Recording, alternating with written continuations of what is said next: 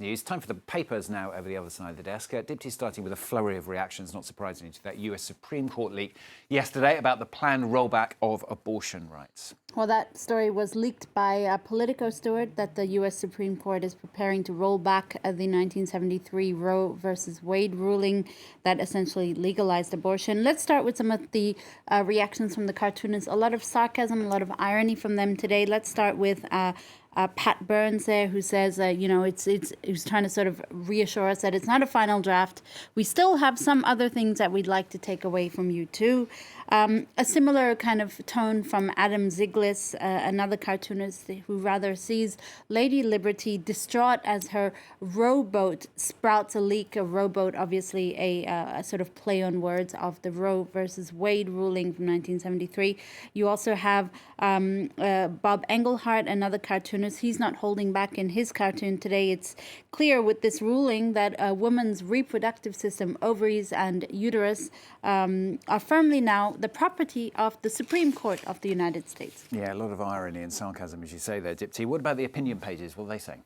Well, let's show you the New York Times today. The Brett Stevens, the opinion writer there for the New York Times, focuses on semantics. You know, what is it to be a conservative in the wake of this decision? He says Justice Samuel Alito's majority opinion draft is not a conservative choice. It's a radical one, and he warns that it won't really stop abortion. What it will do is force women into the, quote, old, often unsafe version of illegal abortions.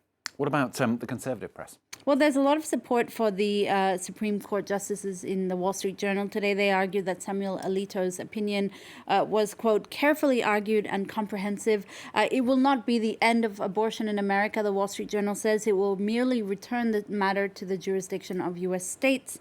The journal adds that the court mustn't be intimidated by this leak, which was visibly done to bring, quote, outside pressure on the court. Finally, you have the very conservative Washington Times today. They're focusing more on abortion rates. In fact, what they call historically low abortion rates in the United States, sort of, I guess, as a way of discrediting the outrage over the Alito ruling. Different story for you now. We're going to head to the Philippines. Citizens there are going to be heading to polling stations in less than a week. That's right, and the race is on between the two frontrunners, Vice President Maria Leonor Robredo and former Senator Ferdinand Bongbong Marcos Jr. And according to polls, Marcos Jr. could win the election, Stuart, with about 56% of votes. That's on the front page of the Manila Times today. And Marcos Jr. is the son of Ferdinand Marcos, whose authoritarian rule for 20 years really will ruin the country economically. World-class kleptocracy, that's what the Financial Times says today, a conjugal dictatorship. They describe the relationship between Ferdinand Marcos Sr.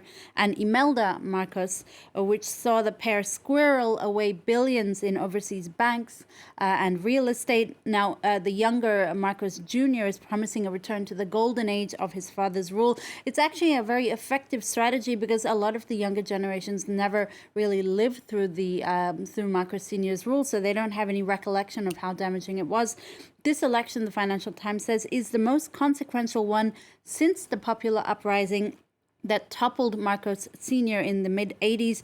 And this one is not just about family legacy, it's, quote, about litigating democracy. To Germany, this next one, Olaf Schultz, Chancellor, of course, has been given some choice words by Ukraine's ambassador to Germany. Well, it comes after Olaf Schultz told the German public broadcaster that he will not be going to Kiev because the German president was uninvited a few weeks ago because of his past coziness with Vladimir Putin. Now, Olaf Schultz told the broadcaster that it was unacceptable to uninvite the German president, the president of a country that's providing so much assistance to Ukraine, to which Andrei Melnik, the straight-talking Ukrainian ambassador to Germany, accused Schultz of behaving like a, quote, offended liver sausage.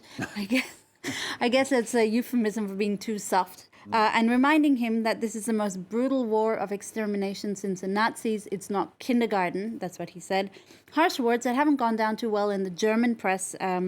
The conservative German daily Frankfurter Allgemeine really admonishing Melnik today, saying he's not making things easier for his threatened homeland with personal disparagements of statesmen in his host country and really just urging more respect for Germany at this stage. Yeah, a bit of catcalling on both sides, I think. there. Finally, from Dipti, the future is here for those of us who hate cooking or who are really bad at it. We talked about this earlier. I'm both. Yeah, or, I guess. And or, yes. All hail the Robochef. Researchers at Cambridge University say they've designed a machine that's capable of assessing savory dishes with greater precision than any existing technology. By using machine and deep learning algorithms, these Robochefs can adjust taste for different dishes, but also for different users. Now, there are existing machines that can sort of judge or offer advice on the saltiness of a dish, but they're pretty limited. This new robot will test dishes at various stages. It'll actually mimic the process of chewing, which is really crucial to understanding the different layers in food. And it'll allow the robot essentially to give us complex advice on how to improve our cooking. I like doing the tasting bit. I could do that bit for the robot, but I'm not sure about the actual cooking. Thanks, Dipti, with the papers on France 24.